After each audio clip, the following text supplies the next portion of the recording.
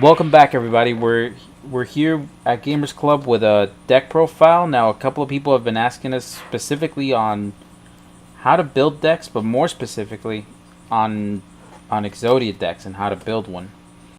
I decided to build one, and it's been working fairly well so far. Haven't really encountered too much trouble with it. I mean, obviously, you're not always going to win because it is hard to get 5 pieces in your hand, but it's been working pretty well for me so far, so here it is.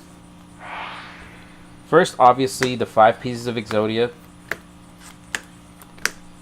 The 2 arms, the 2 legs, and Exodia, the forbidden one. Those are the obvious ones when building an Exodia deck. I run 3 Witch of the Black Forest. When she's destroyed, you can add a monster with 1500 or less defense from your deck to your hand. And I also run 3 Sangans. When he's destroyed, you can add a monster with 1500 or less attack from your deck to your hand. So that's, you could potentially pull 6 pieces or 6 cards from your monster from your deck to your hand with those monsters. I also run 2 Pandora's Jewelry Box. While you have no cards in your extra deck, this allows you to draw 2 cards instead of 1 card for your normal draw phase for added drawing power. I run 3 Mirror Force. One of the main things to do, because you don't want to necessarily flood your deck with monsters. If you don't want to do that, you have to stall your opponent, so this is a great stall tactic. For your Pandora's box or the jewelry box, do you use its pendulum effect or its normal monster effect? It's normal monster effect. It has to be face up on the field for you to be able to use this effect. The pendulum effect isn't necessarily useful in this deck, so I don't really run it as a pendulum. I run 3 Back to the Front for the Sangan and for Witch of the Black Forest. I run 2 Threatening Roar. Your opponent cannot declare an attack this turn. More stall power. And also 1 Thunder of Ruler. You can only activate this during your opponent's standby phase, and they cannot conduct their battle phase this turn. Very similar to Threatening Roar. I don't have a third, so I substituted that in. I run 2 Wall of Disruptions. When your opponent declares an attack, you can make all their face-up attack position monsters lose 800 attack for each monster they control. And that is a permanent effect. It is not until the end of the turn. So even if you don't have a monster on the field, at the very least, they won't be taking too big a chunk out of your life points. Since the new ban list came out, instead of just 1, I bumped Torrential Tribute up to 3. So if you have a Witch of the Black Forest, or 2 of them, and then you summon a Sangan, you can pop all 3, and add 3 pieces of Exodia from your deck to your hand with Torrential Tribute. For added drawing power, I also run 3 Gold Sarcophagus. You can banish a card from your deck, and during your second standby phase after this card's activation, you can add that card to your hand. It takes a little while, but it guarantees you the card you need. I run 2 Monster Reincarnations. If someone uses hand destruction on you and makes you discard one of the pieces, you can potentially bring them back to your hand with Monster Reincarnation, so I run 2 of those.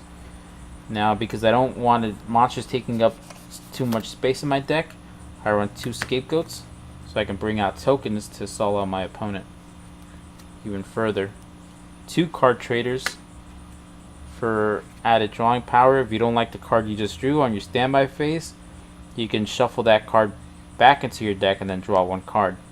Great card, has helped me out quite a bit. 3 Pot of Duality. You can excavate the top 3 cards of your deck and add 1 of them to your hand and then shuffle the rest back into your deck. More drawing power there. The only drawback to pot is that you can't special summon that turn. Yes. But you may not need to with this deck, right? No, not necessarily, because you can either just stall them out, or you'll probably have a Sangan or Witch of the Black Forest already on the field. I run 2 Supply Squads. Once per turn, if a monster you control is destroyed by battle or card effect, draw 1 card.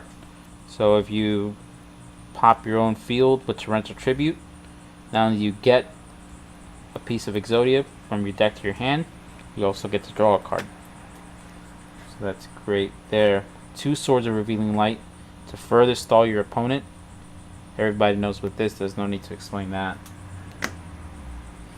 Dark Hole, great card. Also to pop your own field and draw something from your deck to your hand. And because this is limited to one Day of Peace, each player draws 1 card. Neither player takes damage until your end phase of your opponent's next turn. Great card. Also stalls your opponent further and adds drawing power to the deck. So there you have it. This is my build for an Exodia deck. It's helped me win a couple duels, several duels actually. If you want to take some inspiration from this, or you just want to, you don't know how to build it, and you want to do this exact profile, hopefully it'll help you out.